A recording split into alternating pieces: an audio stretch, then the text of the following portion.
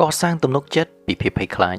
ភាពភ័យខ្លាចគឺតែងតែកើតមានចំពោះមនុស្សទូទៅស្រាប់តែហើយប៉ុន្តែតើអ្នកធ្លាប់បាត់បង់ឱកាសធំៗនៅក្នុងជីវិតឬក៏មានអារម្មណ៍ស្ដាយក្រោយយ៉ាងខ្លាំងដោយសារតែពាក្យថាមិនហ៊ានឬខ្លាចធ្វើមិនបានដែរឬទេតាមពិតទៅភាពភ័យខ្លាចមិនមែនជាសត្រូវដែលត្រូវកម្ចាត់ចោលនោះឡើយតែវាជាវត្ថុធាតុដើមដ៏សំខាន់បំផុតមួយសម្រាប់ផលិតនូវថាមពលផ្លូវចិត្តដ៏រឹងមាំមួយប្រសិនបើយើងចេះពីរបៀបដឹកនាំវាឲ្យបានត្រឹមត្រូវការកសាងទំនុកចិត្តដែលកើតចេញពីការប្រឈមមុខនឹងភាពភ័យខ្លាចផ្ទាល់នេះវានឹងធ្វើឲ្យយើងក្លាយជាមនុស្សដែលមានស្មារតីរឹងមាំដូចដែកថែបនិងមិនងាយបាក់ទឹកចិត្តចំពោះរាល់ឧបសគ្គដែលចូលមកក្នុងជីវិតរបស់យើងឡើយនៅពេលដែលយើងអាចបំផ្លែងភាពភ័យខ្លាចទៅជាកម្លាំងចលករបាននោះគឺ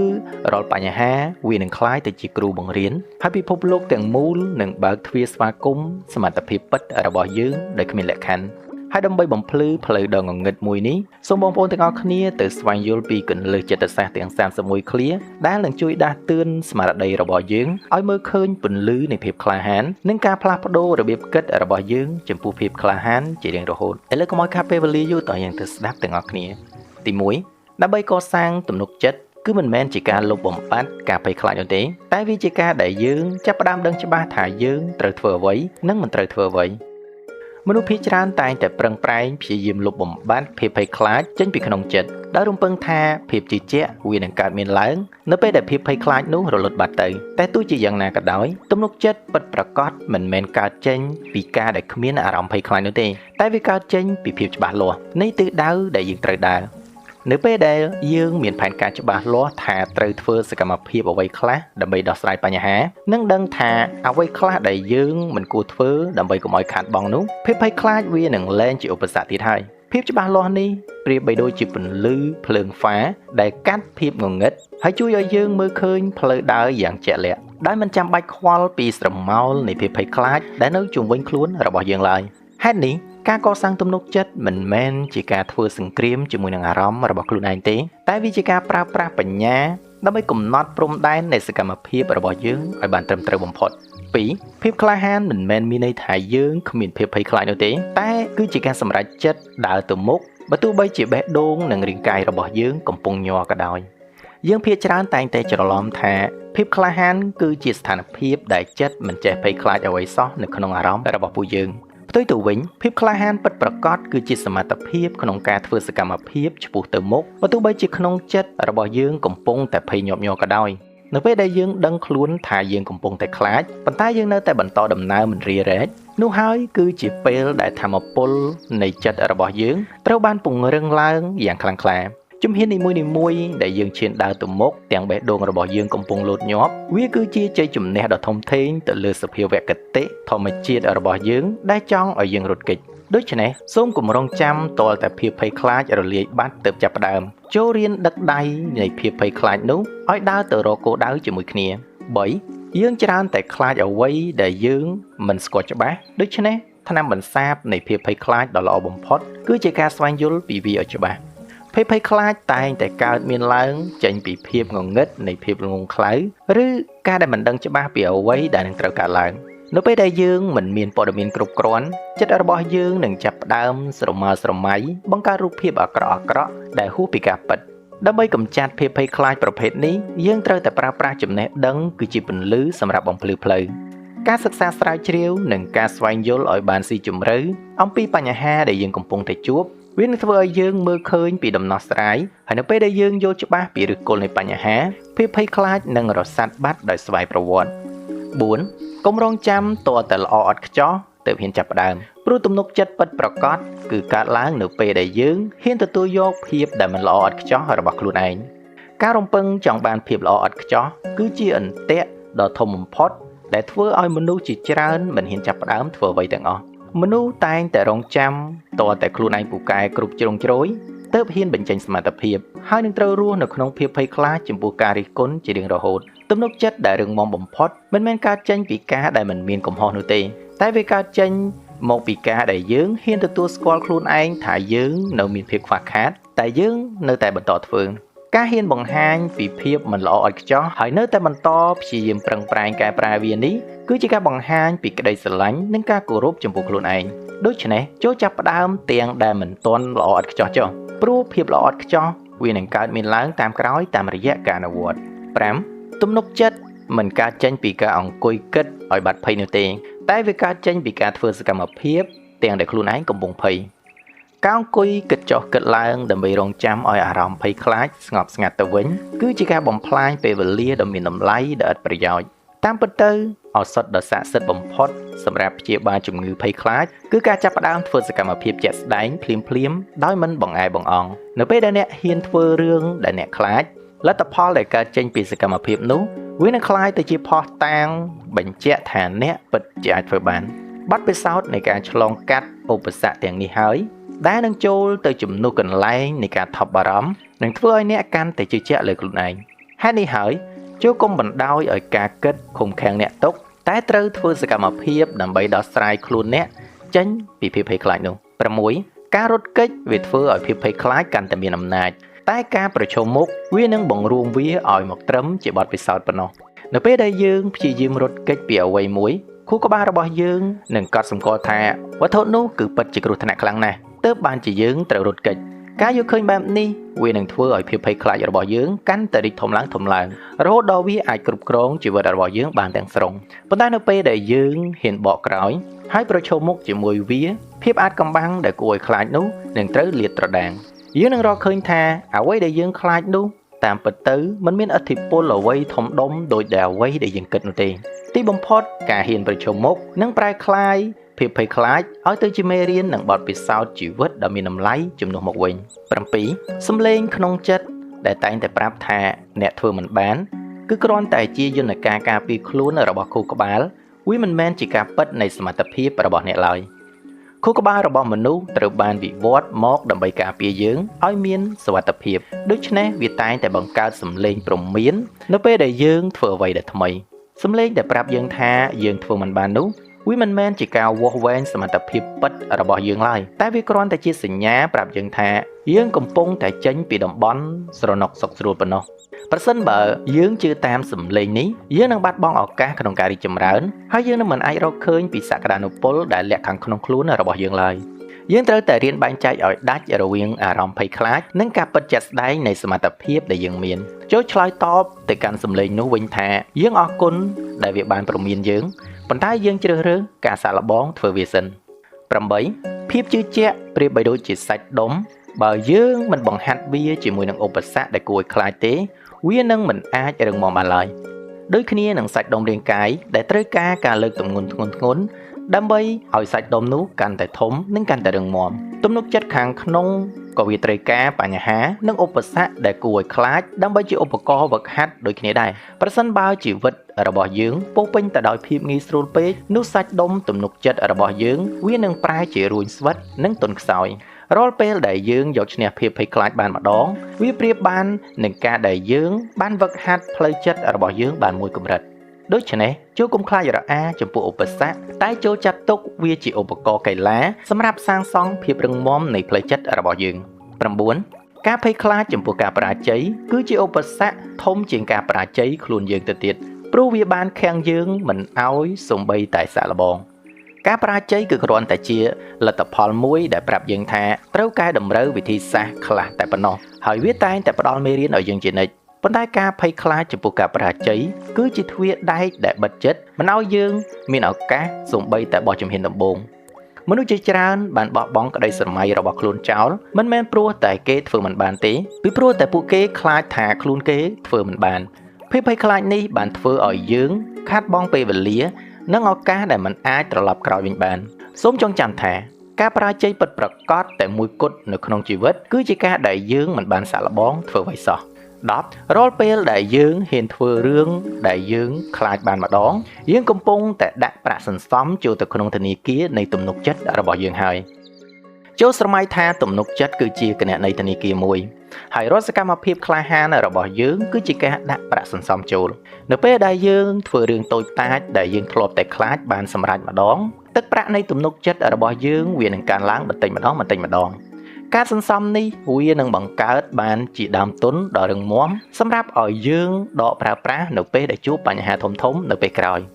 បើយើងមិនដែលហ៊ានធ្វើរឿងណាដែលយើងខ្លាចសោះនោះគណនីនៃទំនុកចិត្តរបស់យើងនឹងនៅទទេដូច្នេះ ចូលព្យាយាមសន្សំភាពក្លាហានជារៀងរាល់ថ្ងៃដើម្បីឲ្យយើងក្លាយជាសិទ្ធិនៃទំនុកចិត្តនៅថ្ងៃអនាគត 11 កុំឲ្យអតីតកាលដែលធ្លាប់ខុសមកកំណត់អនាគតរបស់យើងចូលយកមេរៀនពីម្សិលមិញមកធ្វើជាចន្ទុលសម្រាប់ទំនុកចិត្តនៅថ្ងៃនេះមនុស្សជាច្រើនតែងតែយកកំហុសពីអតីតកាលមកធ្វើជាខ្នោះឃុំឃាំងខ្លួនឯងមិនឲ្យហ៊ានបោះជំហានទៅរកអនាគតប៉ុន្តែយើងត្រូវដឹងថាអតីតកាលគឺគ្រាន់តែជាកន្លែងដែលយើងរៀនសូត្រមិនមែនជាកន្លែងដែលយើងត្រូវរស់នៅនោះទេការដែលធ្លាប់បរាជ័យពីមុនមិនមែនមានន័យថាយើងបរាជ័យម្ដងទៀតនៅថ្ងៃខាងមុខឡើយចូលប្រែក្លាយរកការឈឺចាប់និងកំហុសឆ្គងពីមុនឲ្យទៅជាប្រាជ្ញាស្មារតីដែលជួយឲ្យយើងសម្រេចចិត្តបានត្រឹមត្រូវជាងមុន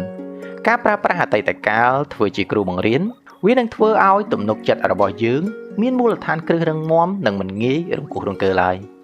12 មនុស្សដែលមានទំនុកចិត្តមិនមែនជាមនុស្សដែលមិនដួលនោះទេតែជាមនុស្សដែលដឹងថាបើទោះបីជាដួលក៏គេនៅតែអាចក្រោកឡើងវិញបានដែរទំនុកចិត្តមិនមែនជាការធានាថាយើងនឹងមិនជួបគ្រោះថ្នាក់ឬក៏មិនដួលនោះទេព្រោះរឿងទាំងនោះគឺជាផ្នែកមួយនៃជីវិតទំនុកចិត្តពិតប្រាកដគឺជាការស្ថិតនៅលើការជឿជាក់លើសមត្ថភាពនៃការស្ដារឡើងវិញរបស់ខ្លួនឯងអ្នកដែលមានទំនុកចិត្តខ្ពស់ដឹងច្បាស់ថាបើទោះបីជាពួកគេបាត់បង់អ្វីៗទាំងអស់ក៏ពួកគេនៅតែអាចកសាងវាឡើងវិញបានដែរភាពជឿជាក់បែបនេះកើតចេញពីការដែលធ្លាប់ឆ្លងកាត់ការដួលរលំហើយអាចក្រោកឈរឡើងវិញបានដោយជោគជ័យដូច្នេះកុំខ្លាចក្នុងការដួលតែចូលវឹកហាត់ការក្រោកឈរព្រោះនោះគឺជាប្រភពនៃអំណាចពិតប្រាកដ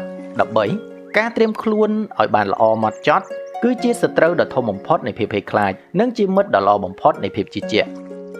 ភាពភ័យខ្លាចជាច្រើនកើតឡើងដោយសារតែយើងមានអារម្មណ៍ថាយើងមិនទាន់ត្រៀមខ្លួនរួចរាល់ក្នុងការដោះស្រាយស្ថានភាពនៅពេលដែលយើងចំណាយពេលរៀបចំផែនការវឹកហាត់និងត្រៀមលក្ខណៈឲ្យបានគ្រប់ជ្រុងជ្រោយក្តីបារម្ភវានឹងថមថយចុះយ៉ាងខ្លាំងការត្រៀមខ្លួនបានល្អ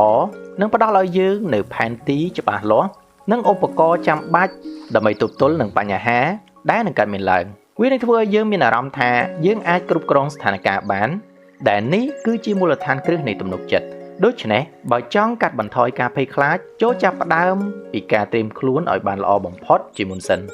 14 ភាពភ័យខ្លាចគឺជាផលិតផលនៃគំនិតបើយើងអាចបង្កើតវាបាន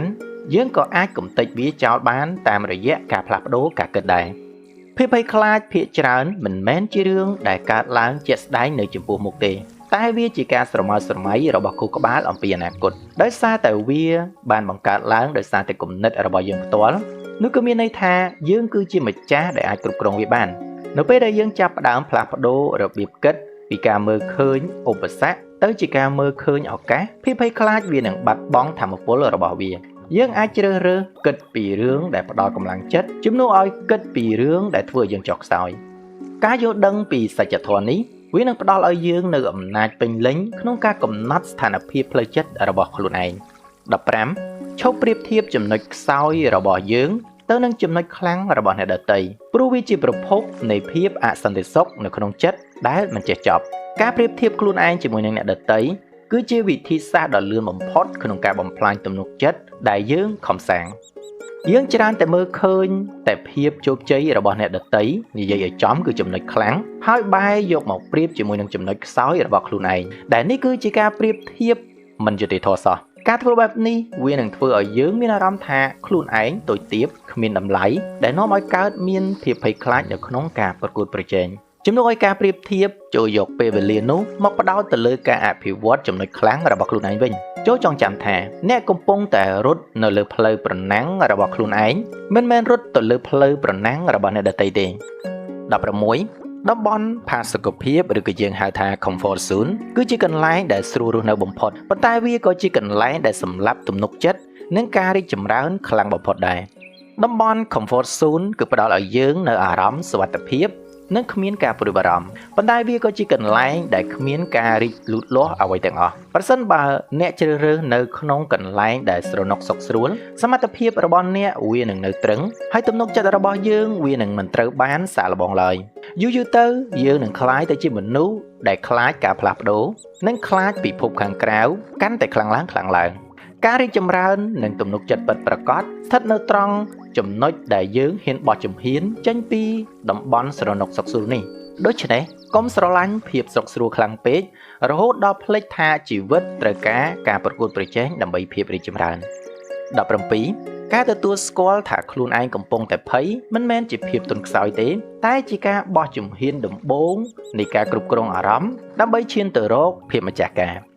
មនុស្សជាច្រើនព្យាយាមលាក់បាំងអារម្មណ៍ភ័យខ្លាចរបស់ខ្លួនឯងព្រោះគិតថាវាជារឿងដ៏គួរឲ្យខ្មាស់ប៉ុន្តែការធ្វើបែបនេះគឺគ្រាន់តែធ្វើឲ្យបញ្ហាកាន់តែធ្ងន់ធ្ងរទៅប៉ុណ្ណោះការហ៊ានទទួលស្គាល់ខ្លួនឯងដោយស្មោះត្រង់ថាខ្ញុំកំពុងតែភ័យគឺជាសញ្ញានៃភាពវៃឆ្លាតខាងផ្លូវអារម្មណ៍ដ៏ខ្ពង់ខ្ពស់មួយនៅពេលដែលអ្នកហ៊ានទទួលស្គាល់វាអ្នកអាចចាប់ផ្ដើមស្វែងរកដំណោះស្រាយនិងស្វែងរកវិធីសាស្ត្រដើម្បីដោះស្រាយជាមួយវាបានការមិនទទួលស្គាល់គឺដូចជាការបើកឡានទាំងបិទភ្នែកអញ្ចឹងតែការទទួលស្គាល់វិញគឺដូចជាការបើកភ្នែកមើលផ្លូវដើម្បីបញ្ជាចង្កូតនេះហើយគឺជាការចាប់ផ្ដើមនៃភាពជាម្ចាស់ការទៅលើអារម្មណ៍និងមានភាពម្ចាស់ការលើខ្លួនឯងយ៉ាងពិតប្រាកដ 18 សួរខ្លួនឯងថាតើមានរឿងអ្វីដែលអាក្រក់បំផុតដែលនឹងកើតឡើងនោះយើងនឹងមើលឃើញថាភាពភ័យខ្លាចភាគច្រើនគឺគ្រាន់តែជាការបំភ្លឺរបស់អារម្មណ៍យើងប៉ុណ្ណោះនៅពេលដែលយើងមានភាពភ័យខ្លាចខួរក្បាលរបស់យើងតែងតែគិតទៅដល់រឿងអាក្រក់ហួសហេតុដោយមិនដឹងខ្លួនបច្ចេកទេសនៃការសួររកករណីអាក្រក់បំផុតជួយឲ្យយើងមើលឃើញការពិតថាបញ្ហាមិនធ្ងន់ធ្ងរដល់អ្វីដែលយើងគិតនោះទេ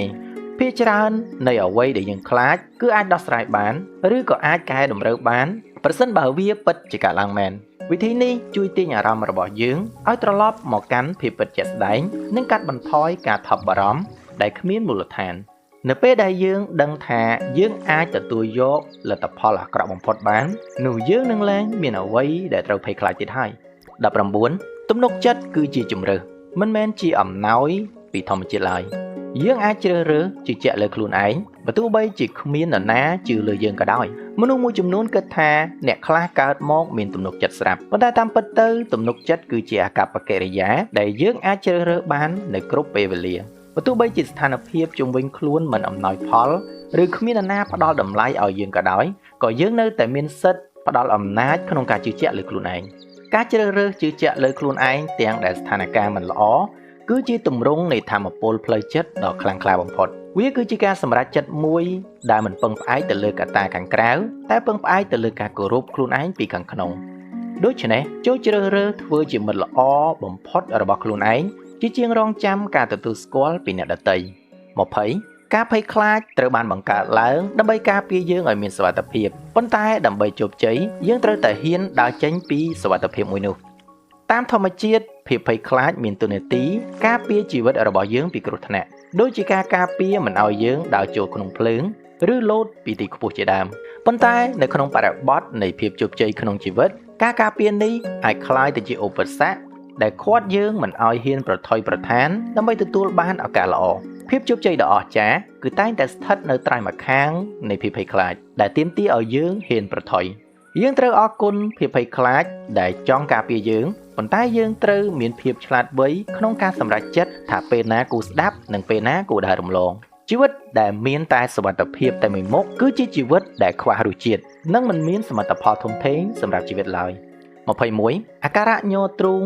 ឬក៏បែកញើសមិនមែនមានន័យថាយើងអសមត្ថភាពទេតែវាជារាងកាយកំពុងតែត្រៀមធម្មពលដើម្បីឲ្យយើងប្រយុទ្ធនឹងបញ្ហា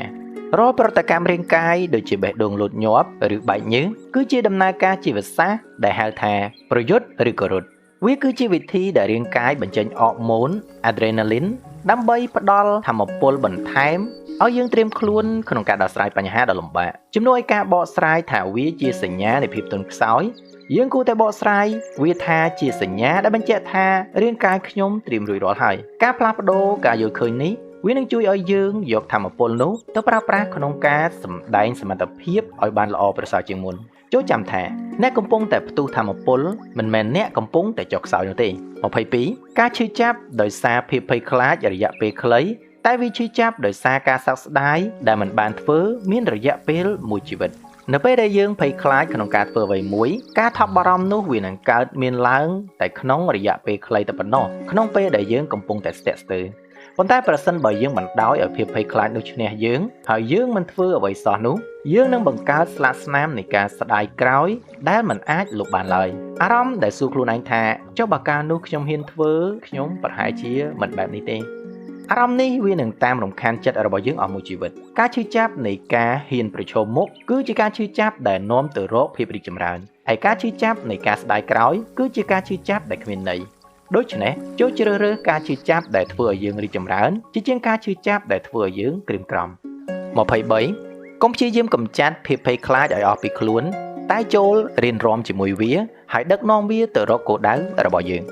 ការព្យាយាមលុបបំបាត់ភាពភ័យខ្លាចឲ្យអស់ទាំងស្រុងវាជារឿងដែលមិនអាចទៅរួចទេព្រោះវាជាផ្នែកមួយនៃសភាវគតិរបស់មនុស្សការប្រឹងប្រែងកម្ចាត់វាតែមួយមុខវានឹងធ្វើឲ្យយើងកាន់តែតានតឹងនិងខាតបង់ថាមពលដោយមិនចាំបាច់វិធីសាស្ត្រដែលឆ្លៀសវៃជាងនេះគឺការទទួលយកថាវាមានវត្តមាននៅទីនោះហើយរៀនធ្វើការជាមួយវាការធ្វើបែបនេះប្រៀបបីដូចជាការរាំអញ្ចឹងយើងមិនចាំបាច់បណ្ដេញដៃគូរាំឲ្យចេញទេតែយើងត្រូវចេះដឹកនាំចង្វាក់នៃការរាំនោះនៅពេលដែលយើងឡើងប្រឆាំងនឹងវានឹងមានសេរីភាពក្នុងការផ្ដោតអារម្មណ៍ទៅលើគោលដៅសំខាន់របស់យើងវិញ24ទំនុកចិត្តមិនមែនមានន័យថាគ្រប់គ្នានឹងចូលចិត្តខ្ញុំទេតែវាមានន័យថាបើទោះបីជាគេមិនចូលចិត្តខ្ញុំក៏ខ្ញុំនៅតែមានតម្លៃ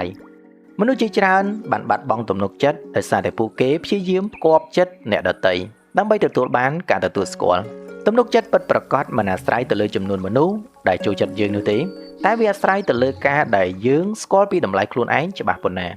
យើងត្រូវយល់ថាយើងមិនអាចបង្ខំឲ្យមនុស្សគ្រប់គ្នាពេញចិត្តយើងបានឡើយហើយនោះមិនមែនជាបញ្ហារបស់យើងនោះទេ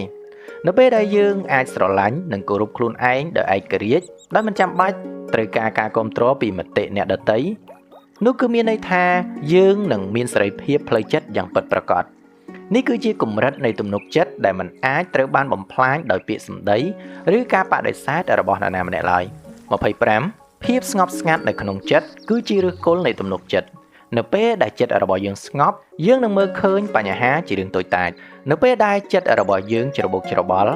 យើងងាយនឹងមើលឃើញបញ្ហាតូចថាវាជាបញ្ហាដ៏ធំហើយនឹងគួរឲ្យខ្លាចប៉ុន្តែនៅពេលដែលចិត្តរបស់យើងស្ងប់ស្ងាត់យើងនឹងមានបញ្ញាភ្លឺស្វាងដែលអាចវិភាគស្ថានភាពបានយ៉ាងច្បាស់លាស់ភាពស្ងប់ស្ងាត់នេះអនុញ្ញាតឲ្យយើងដកខ្លួនចេញពីអារម្មណ៍ភ័យខ្លាចមួយគ្រាហើយមើលឃើញដំណោះស្រាយដែលយើងបានមើលរំលងពីមុនមនុស្សដែលមានទំនុកចិត្តខ្ពស់គឺជាមនុស្សដែលអាចរក្សាភាពស្ងប់ស្ងាត់បានបើទោះបីជាស្ថិតនៅក្នុងស្ថានភាពដែលមានសម្ពាធខ្លាំងក៏ដោយដូច្នេះការបណ្ដោះភាពស្ងប់ស្ងាត់តាមរយៈការសមាធិការដកដង្ហើមវែងៗគឺជាការកសាងទំនុកចិត្តដ៏មានប្រសិទ្ធភាពខ្ពស់28កុំមើលងាយខ្លួនឯងនៅពេលដែលបរាជ័យព្រោះការចេះផ្ដល់កម្លាំងចិត្តឲ្យខ្លួនឯងក្នុងគ្រាដ៏លំបាកគឺជាទំនុកចិត្តកម្រិតខ្ពស់បំផុតនៅពេលដែលយើងជួបការលំបាកឬក៏ការបរាជ័យ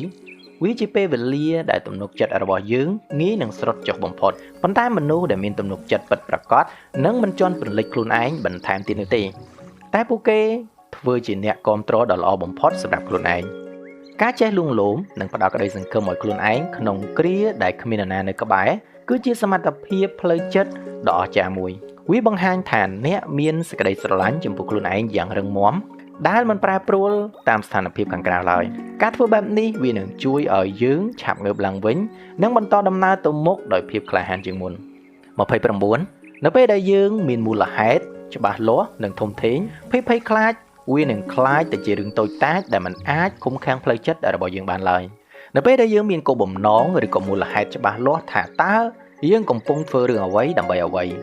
ឬក៏ដើម្បីនរណានោះថាមពលផ្លូវចិត្តរបស់យើងវានឹងកើនឡើងយ៉ាងខ្លាំងក្តីស្រឡាញ់ចំពោះគ្រួសារក្តីស្រមៃចង់ផ្លាស់ប្ដូរពិភពលោកឬឆន្ទៈដ៏មុតមាំអាចធ្វើឲ្យភាពភ័យខ្លាចคล้ายជារឿងដែលមិនសំខាន់ប្រសិនបើមូលហេតុរបស់យើងធំធេងជាងភាពភ័យខ្លាចយើងនឹងរកឃើញវិធី